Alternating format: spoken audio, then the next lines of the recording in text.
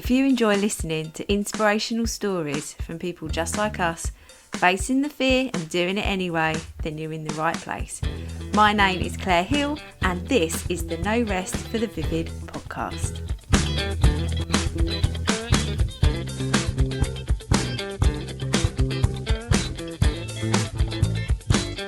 Hello everyone, welcome to episode 14.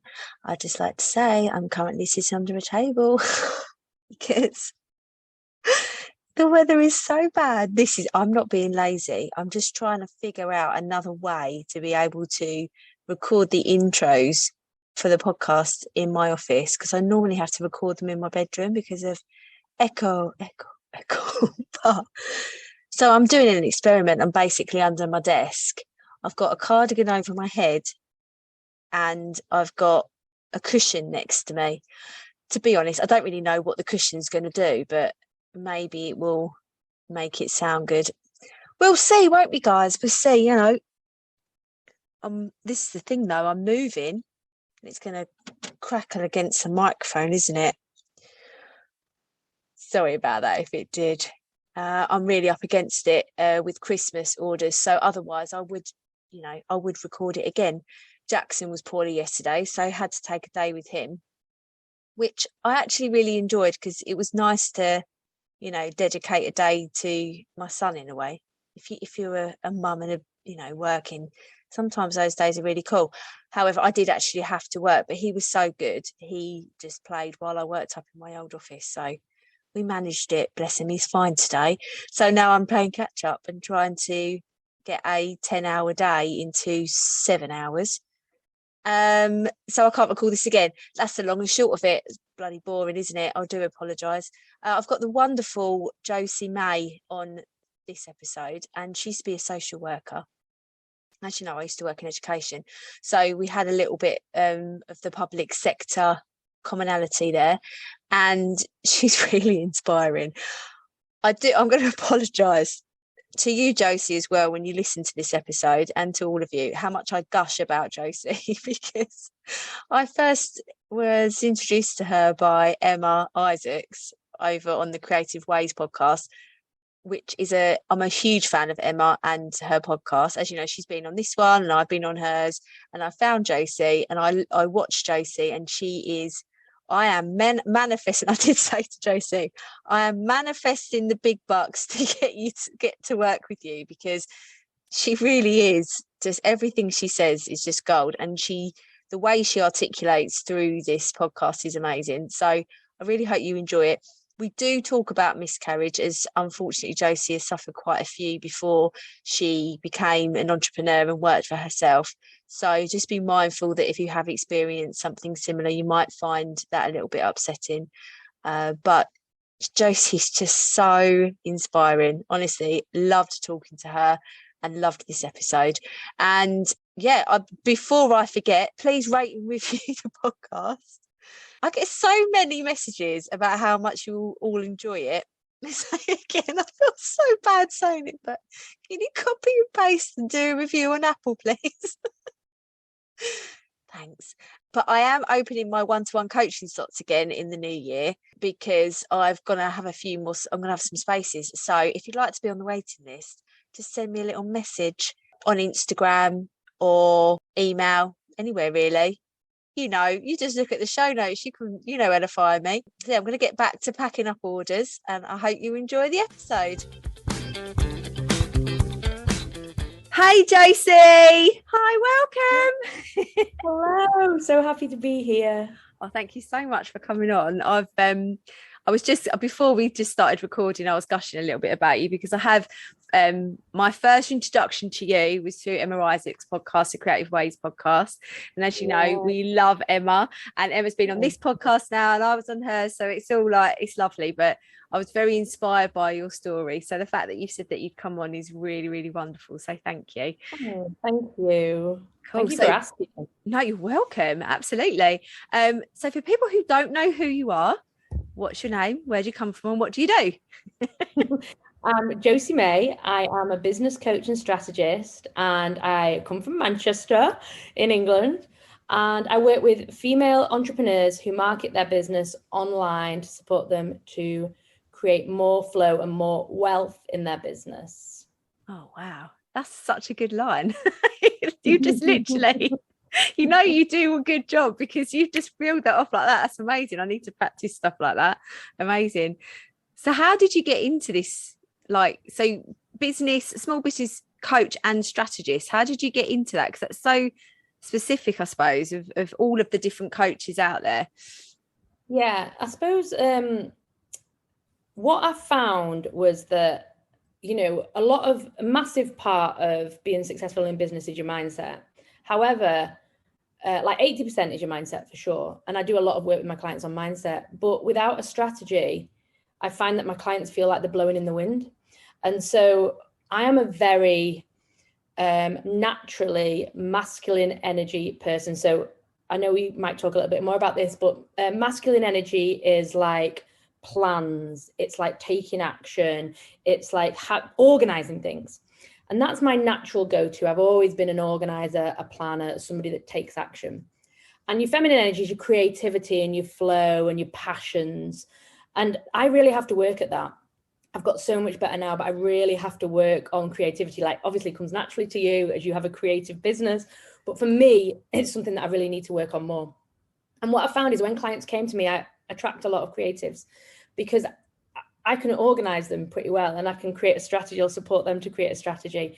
And what I found is that when businesses have a strategy, a plan, they feel safe. Because when you don't know what you're kind of doing next, it can feel like, you're blowing in the wind like a leaf. And so when I noticed that was part of what I do, I added it to my title. I do it for all my clients. I support them to create a strategy that feels good to them, not a strategy that doesn't feel good. That doesn't work. It's got to feel good as well. So, wonderful. Yeah. So I'm sure you must come across strategies that are quite out of the box and, individualized for those individuals. But you know what I mean? That it's not something that would be in a book that you could follow step by step that would fit everybody's needs. There's no one size fits all, I don't think, in terms of a strategy. The thing is, there are millions of different strategies and all of them work if you're aligned with them and they feel good to you. What the problem is people see a strategy in a book or somebody tells them about a strategy and it feels a bit off, but they do it anyway because somebody else has made $1 million doing that or somebody else has got to 10K months doing that. So they do it. But it will never work unless it feels like, yes, this feels so good to me. It might be stretching you a little bit, but it's got to feel good. So the biggest part of the work that I do with my clients is find out how they want to work, what feels good to them, how they want to sell, how they want to integrate with their audience, and then build a strategy that stretches them. I'm all about stretch and being brave, but that feels in alignment. It feels like, yes, this is the kind of business I want to have. So that's really important. Amazing. So what's your business love story? Where did it all begin?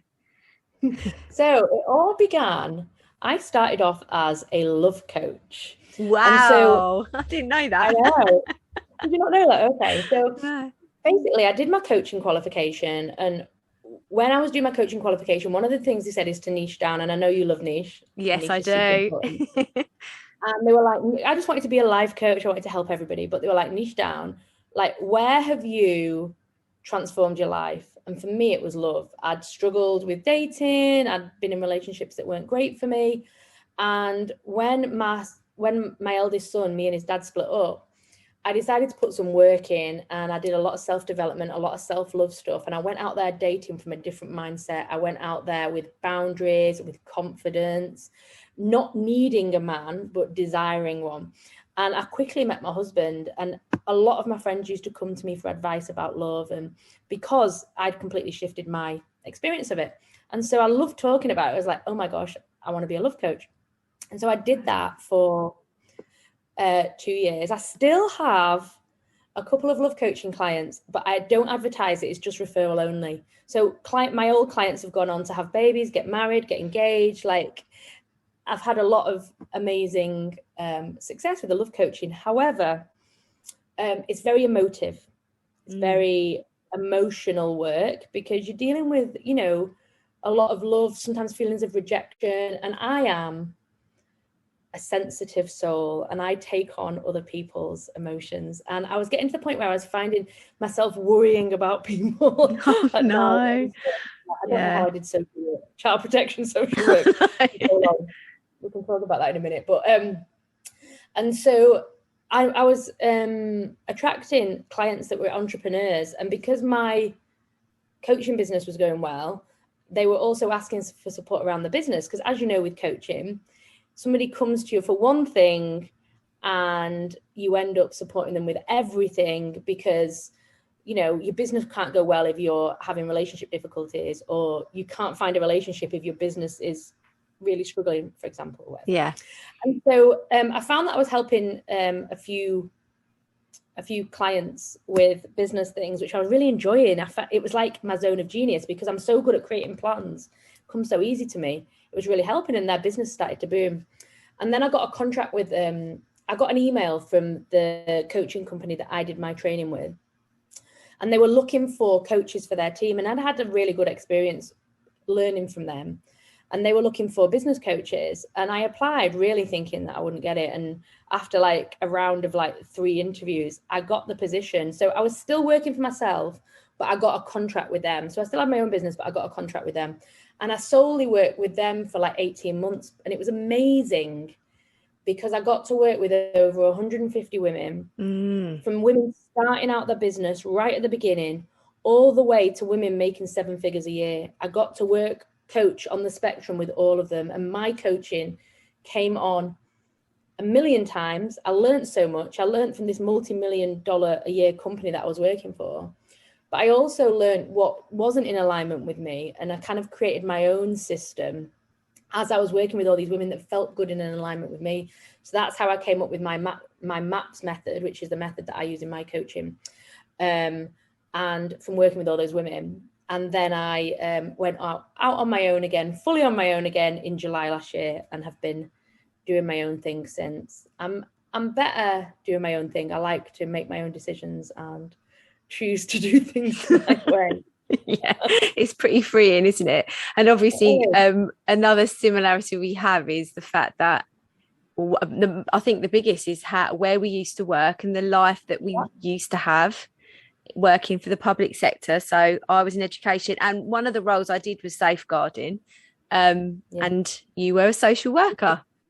I was, yeah. So I was in child protection social work when I left. So I'd started out in youth offending, done leaving care, worked in different departments, and ended up in child protection social work. And I was a service manager. I'd worked my way up to a high position.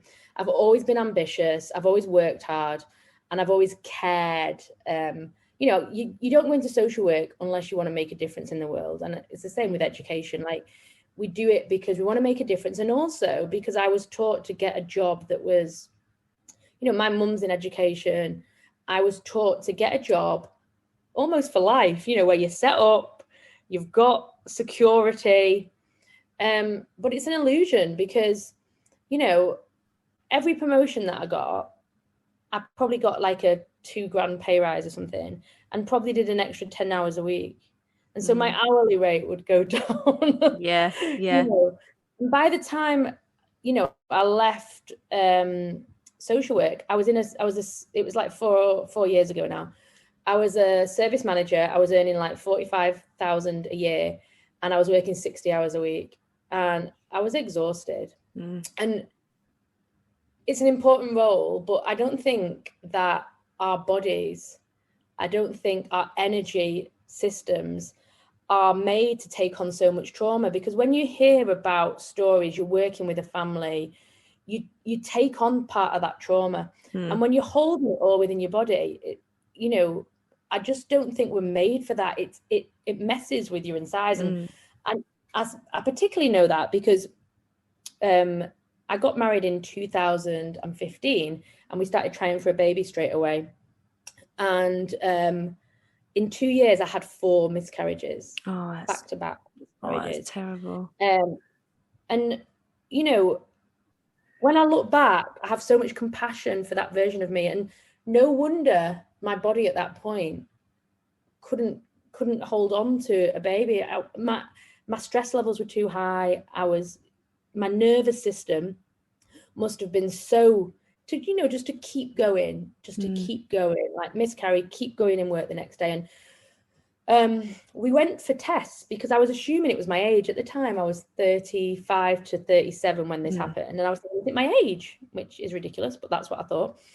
And we went for tests, and the doctor, the consultant, said there's absolutely no reason why you can't conceive another child, or you can't go on to give birth to another child.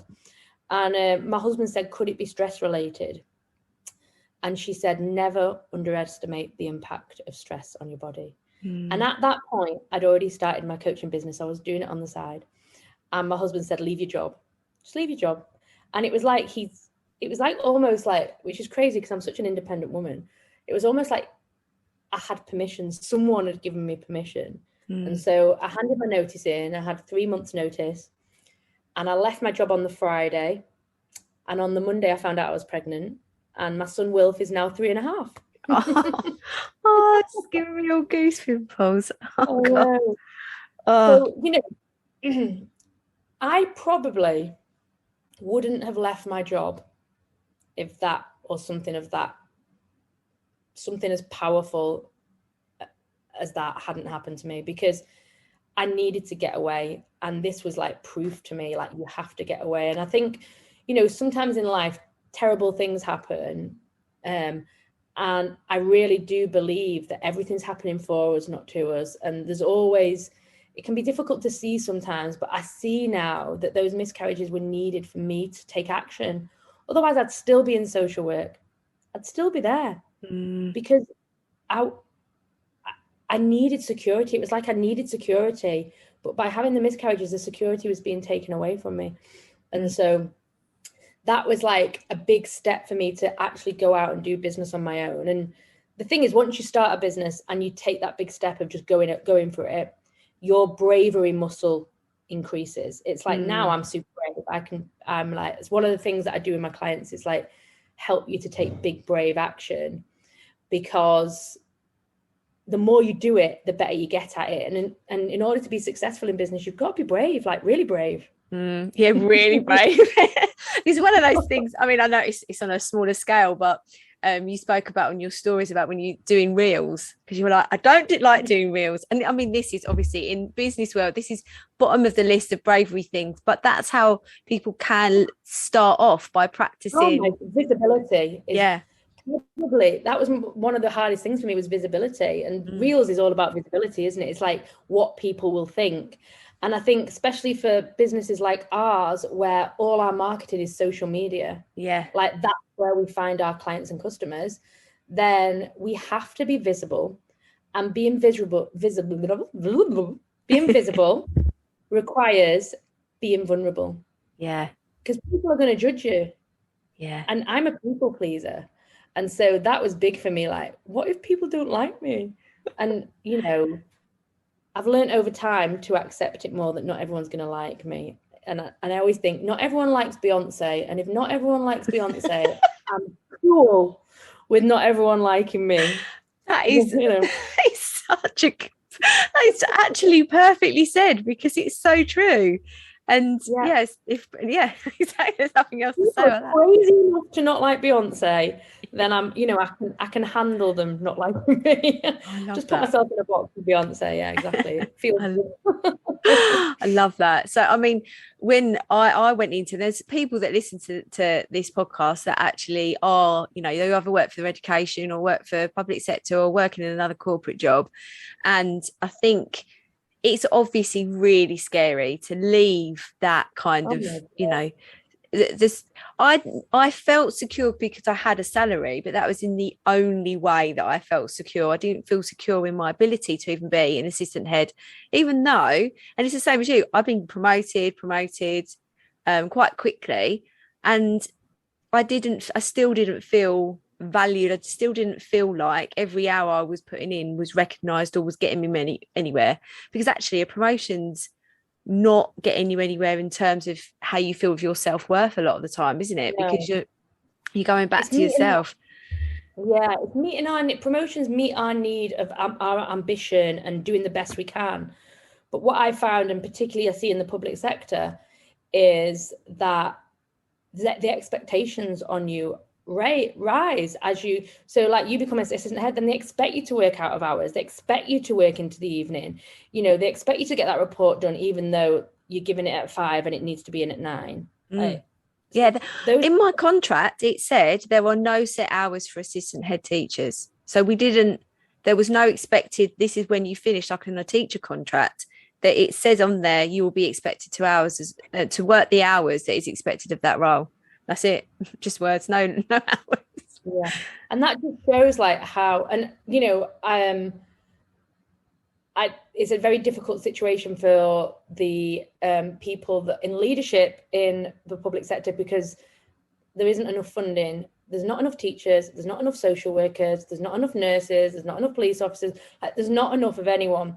And so it's very difficult for leadership. And we know, being in leadership there, to how to manage that. However, more and more people are going to be leaving, because the lifestyle I have now as an entrepreneur, the money I make now as an entrepreneur, is just so much better than it was when I was in a leadership position working really hard. And I worked hard, you know, like I gave because I cared. And I know you will have, and most people do in that situation. And so the thing is, more and more people are going to leave because there's more and more opportunities to do things for yourself now. Like the internet has opened up magic for us. In the past, it was difficult to start a business. Maybe you had to buy a shop or have a really big investment to start off with. Whereas now you can start a business with quite a small investment, really, as opposed to 30 years ago. And so we're in a very privileged time where the world is our oyster and we can make money doing what makes us feel good. Yes. Isn't that amazing? Yes, indeed, it really is. So from social work to love, so you went from social work straight into love coaching then? Was that how you did it? Yeah, so basically I did a coaching qualification whilst I started this coaching qualification, this coaching training. It was like coaching and business training. And I started that in the January and I left my job in the September.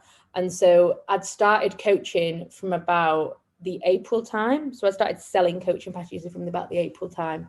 I think it was a slow start, but I chose love coaching because it was what I knew at that point. And, you know, I still love it. I still enjoy supporting women to find their soulmate. And how did you when did you sit, like, because obviously being in education and social work, being aware of these other careers of coaching, like it's not really, no one really talks about. So how did you sort of fall into choosing that training?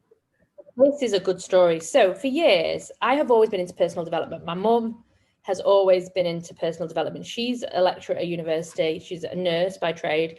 And so very public sector, but she's always been into reading and personal development. And so I grew up in that environment. And I also always had this desire to have my own business. And I used to write lists of what business I could have, cafe, you know, like I would have lists and lists and lists. And I used to go to yoga, and one of the yoga instructors there was also a life coach.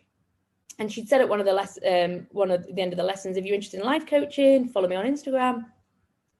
And so I followed her on Instagram. And at the time, this was about 5 years ago, she was £40 an hour for coaching. And I was like, what? This same woman now charges 10,000 for 6 months. So it just shows you she's amazing. Like £40 an hour was incredible.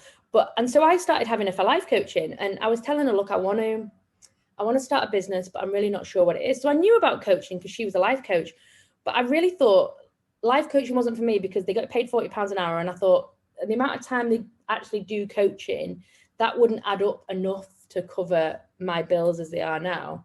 Because you don't do 40 hours a week coaching. Most people say do 10 hours a week coaching. And so that would have been £400. That would have been £1,600 a month. That wasn't enough to cover my bills. I did all this maths. This is my very masculine energy head, you know, like working out. And anyway, I'm very spiritual. I believe in the law of attraction, that, you know, we can attract what we think about and what we believe and what we desire. And so basically I said to my coach, I'm no longer, it's been about a year of me trying to think about what business I could do. And I said to my coach, I am not going to, I'm unavailable to wait any longer. And so I'm asking the universe what my business is going to be. And so on the Friday, I was going to a law of attraction weekend. My friend was putting on this law of attraction stay over weekend. And so my other friend was coming up from London, Essex, should I say, not London. She's coming up from Essex. And we met at the train station. I said, I've told the universe. I said to the universe, you've got a week. So I sat in my room and I said, universe, you have got a week to let me know for sure what my business is going to be. 1 week, it was a Friday, 1 week, you have until next Friday, and I am going to know. And I trust you that I'll know. And that was the end of it. Anyway, I told my friend this. She was like, wow. She said, you know what? I think you'd make a good coach. And I said to her, oh, coaches don't make enough money. And she said, you're kidding, aren't you? And she worked for charity at the time. And she had got a corporate coach and she'd paid them £3,000. And I was like, really? £3,000 for this package? And she was like, yeah. And I was like, oh, wow. I didn't realize some coaches, you know, had bigger packages. So that was the first little nudge. And then I went on this law of attraction weekend and my friend Jennifer said to me, she said, I'm going to start this course in January. She said, I think you'd love it. But she was hosting this event at the time and she said, just write down this website. And I wrote it down in my book and she said, check it out. She said, I think you'd love it. It'd be good if we could do it together. And I was like, okay, forgot about it. And then came home on the Sunday and on the Tuesday, I had my coaching call with my incredible coach. And she said, I've told the universe has got a week to let me know. And she said, I think you'd make a really good coach. And I was like, I was so touched because she was such an incredible coach. She said, you're really personable, Josie. You care about people. You communicate really well. I think you'd make a great coach. And I said, I'm so honored that you said that to me. And I felt really, I just felt really grateful, but I still didn't believe it. I was like, no, that's not it. And then on the Thursday, I was going through my notes from my weekend, my law of attraction weekend, and I found this website that my friend had told me about. And I typed it in and up popped this year-long business coaching training where you became a qualified coach. You learned how to grow a business from scratch and create an online presence and a brand. And it just went boof. And I was like, this is it. And it was 11,000. It was 11,000 to join the course. Wow. I hadn't even spent that on a car before. And I was like, I ain't got 11,000. And it was 2,000 deposit and then like 1,000 a month or something. You could do it in this way. No, 2,000 deposit and then, something like 900 a month or something. And I was like, what am I going to do? How am I going to pay for it? I knew it. By this point, I was like, I'm doing it. How am I going to pay for it? And then my ex got in touch with me and he said, he paid me maintenance every month. And he said, I've just had some cash back from my tax. He said, so I'm just going to pay you a lump sum for maintenance for a lump sum. And he said, I'll pay you 2,000. He dropped the 2,000 in my account that day. And I signed up for this course. Whoa. And I didn't tell my husband. He didn't speak to me for about 3 days because he was like, you've just made a massive 11 grand investment without telling me you're going to do it. That's how I started coaching. So it wasn't even kind of on my radar until it was. And how did you do anything else? Like 11, how did you feel before making that investment? How did you feel from before, like shitting your pants maybe to actually doing it? Do you know what? It just felt, I was terrified. I hadn't even, like, my car was probably like 4 grand. The only thing I'd had that I spent that much money on was the house. Like now I'm so much better at investing because I've built that investing muscle and I know that returns on investment is worth it. But at the time I was terrified, but it felt so right because I'd asked for a sign and it was there and it was there and it was there and it was there. And I was like, I have to do this. And I was terrified. And I put it on a credit card. Like I put the 2 grand down and then the payments going forward for at least 6 months of it, I put on a credit card. And so it was debt, I built a business, but I also knew that you can't build a business with nothing, without investing anything. You can't. Like everyone has to invest something, with it materials, coaching, a website. You have to invest. And that 11,000 that I spent has come back to me over and over and over and over and over and over and over and over and over again. So I was terrified, but I also was willing to risk it for a biscuit. Amazing. And I think there's something about working in the public sector where you obviously you're not as valued as you potentially be. How did you move into understanding your transformative value to your clients and then charging your worth of that? Because that is something that is not ever, you just don't have any value. You don't feel that value, do you, working in most jobs? But yeah, understanding that value. It's so hard, and it's the biggest thing that I see from my clients now is charging their worth. And it's particularly difficult for women because we're always taught to like grow up to be like the good girl and, you know, please people. And when I first started my coaching business, part of my coaching qualification, I had to record 100 hours of coaching, and 40 of those had to be paid. And they had to be a minimum of £50 each. And so basically I started off charging £50 an hour, which felt like a lot to me at the time, a lot. But I had to, in order to pass my qualification, I had to do it. And so like, again, it's that action taker in me was like, I am not paying 11 grand for a course and not qualifying. A lot of the people that did that course didn't qualify because they didn't get that paid, those paid hours. And I was like, I'm not doing that. So I kind of straight away got out there and was starting to kind of sell, but it felt scary. But the great thing was, part of the course I was doing was working on worth and mindset. And, you know, the truth is people value things more when they pay for it. If it comes free or it comes cheap, we value it less. When we have to like pay for something and maybe it's a bit of a stretch for us, we value it more. Think of the things in your life that you've bought, maybe that have been a stretch for you.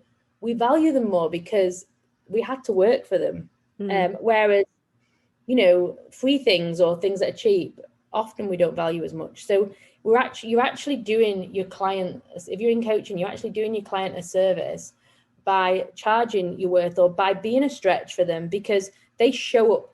People that pay high amounts for coaching show up on the calls. They do the homework. One thing that's somebody said to me, in fact, it was Gina DeVee, who I'd done my training with, said the transformation is in the transaction. And that is, people have a transformation just by paying you, if it's a stretch for them, because what they're saying is, I am worthy of this.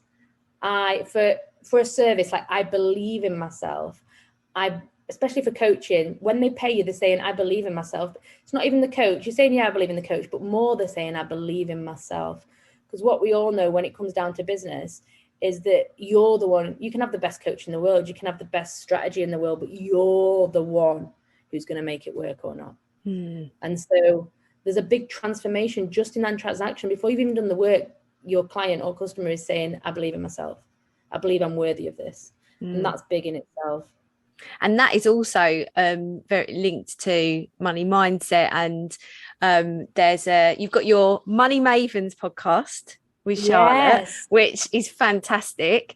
And my favorite episode is the money mindset episode because, and I did message both of you about it, because I went and did the money drop. And so tell everyone about what a money drop is, and then I'll tell you what I did.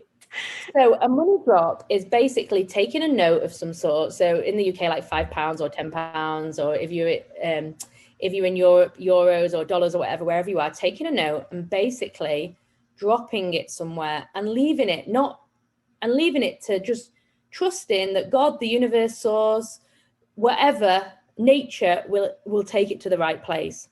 And so basically it's a way of releasing your hold on money. Like we get so stressed about money, we get so protective over it.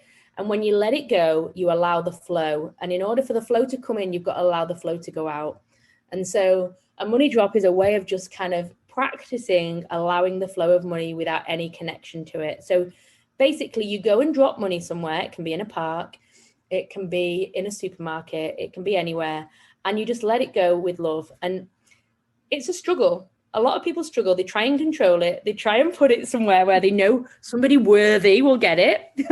Who is worthy? That's a question. But, and so it's just a really great exercise. And I love hearing people's stories about it, because you find out a bit about their money mindset when they tell you. So tell me about your money drop, Claire.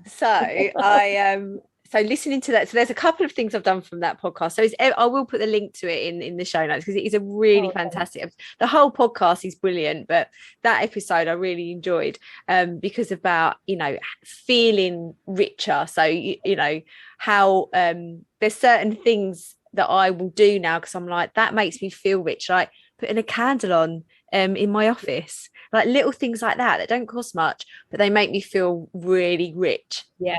So this money drop, I was like, I'm going to do it because you and Charlotte are experts. I'm going to trust everything that you say. So I took a £5 out of my son's money box because that's the only cash we had, but I put £10 back in. I'm not stealing off of my son.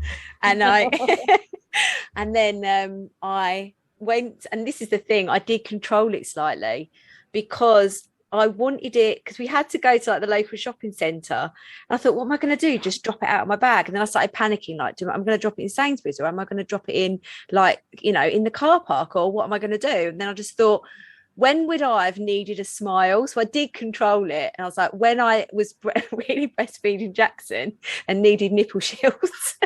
So I went. It's like the worst time in feeding. So I went to Boots and put it, like, just dropped it around that area in Boots. And the next, I think 2 days later, I had to go back to go and pick something else up, and I was like checking to see if it was there. But the feeling was really strange, and it was hard to describe. But as I was doing it, I felt like all goose pimply. It was like I was doing something really massive, when £5 is not a lot. And then I was thinking, oh, if I dropped like 20, £50, like, imagine how that would feel. And it was, you're right, it was just like releasing the flow and just not holding on to it. Just say, I know that I'm giving this £5 to whoever the universe, or whoever decides to need it, but what's going to come in? What opportunities are going to come in to because I'm changing my mindset about it, and having that.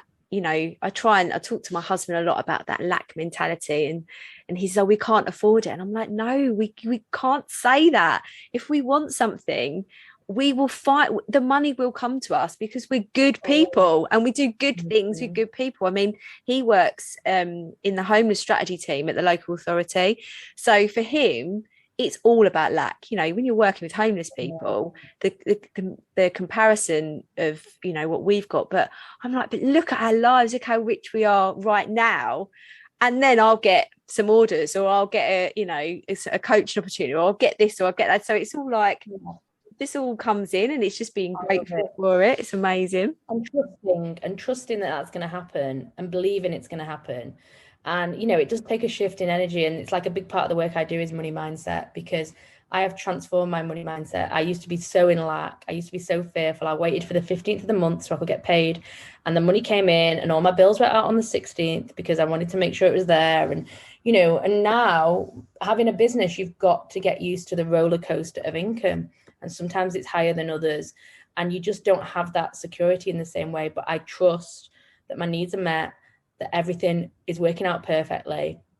And, what I also believe that my wealth will continue to grow, and that's what's happening. And, it's very woo-woo for a lot of people. And for those people that have never even touched it before, or don't know anything about it, I really recommend a book called You Are a Badass at Making Money by Jensen. My favourite. Oh my God, I love it. And have you read The Science of Being, the one that she speaks about by... Yeah. I've read that, and I'm reading the Science of Being Great now. That Jensen Chero book is absolutely brilliant, isn't it? Brilliant. And there's another one by Denise Duffield Thomas called Get Rich, Lucky Bitch. That's another one. Yeah.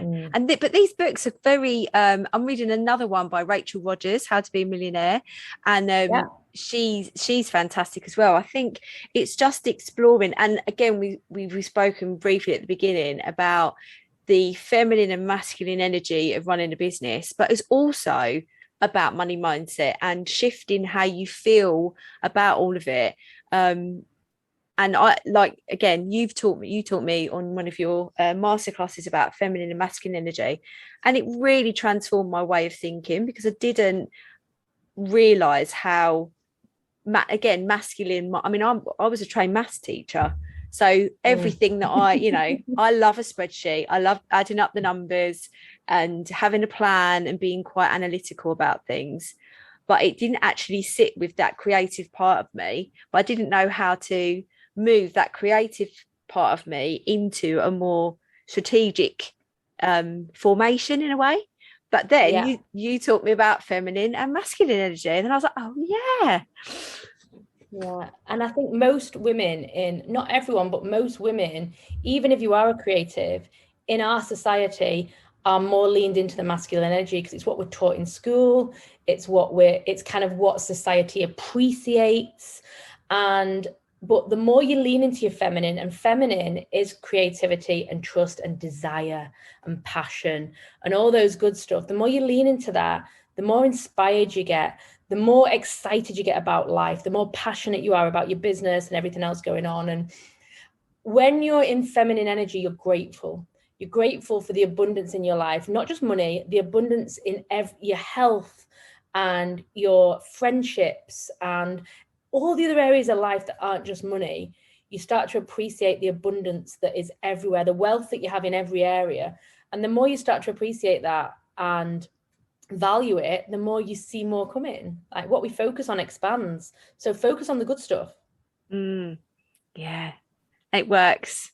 And I know, like you say, for some people it's really woo-woo, but then every person that I've told about it, or if I said just read this book, or reframing their language, their vocabulary, I've tried even complaint diets, just being like, this is really, just try not to complain at all. It makes me feel so good. As soon as I feel really good, because a lot of people who watch my stories say, I don't know where you get your energy from, and that is what I do. I just work on it every single day to feel grateful and watch my vocabulary, reframe what I'm saying. But then my business grows as a result. And then as a result, I feel happier and my family's happier. I get to work less because, of it growing. And it's just really wonderful. It's amazing. And I think, the more we focus on the good stuff, the better we feel. And the other thing is to remember that this isn't something you just do a couple of times and everything changes. It's a lifelong journey. So like self-development, positive thinking, it's lifelong. Like we'll never stop it, because as soon as we do, our outlook will change. So I think sometimes people want a quick fix, and I just kind of want to remind people life is the journey. It's not the destination. Life is the journey. So enjoy the journey. We're so focused on our goals sometimes that we forget to enjoy the actual ride there. And so the more you can be positive and look on the bright side and, stop the complaining and all that, the better you're going to feel. So yeah. I read something this morning as well about how everything is perfect right now, but it's just not complete. And I just think how wonderful if we really look at ourselves to say, I'm perfect right now on this day. I'm just not complete yet. I'm not finished, because then you're always, like you say, always developing, and it's the journey. Amazing. I ask everybody who comes on the podcast what they would tell themselves if they could 10 years ago that they know now, but they wish they'd known then. What would yours be? 10 years, that's a good one. That everything is working out perfectly. Everything's working out perfectly. You're exactly where you're meant to be, and life is fabulous. Oh, that's good. Yeah. Amazing. Thank you so much, Josie. This has been absolutely wonderful to have you. And I love talking about all of these things. I just had a big smile on my face the whole time because I absolutely adore it. And I think it's still all of these topics are still so new that there needs to be more podcast episodes and stuff out there even now. Where can people find you? So you can find me, my main hangout is on Instagram, and so I'm _Josie_May. And I also have a podcast called The Money Mavens that I do with Charlotte Balbier, my friend. And my website is josie-may.com. Amazing. Thank you, Josie. Thank you for coming. Bye. Thank you so much for listening to the No Rest for the Village podcast, written, produced and hosted by Claire Hill, and music has been composed by my brother, Phil Vidler.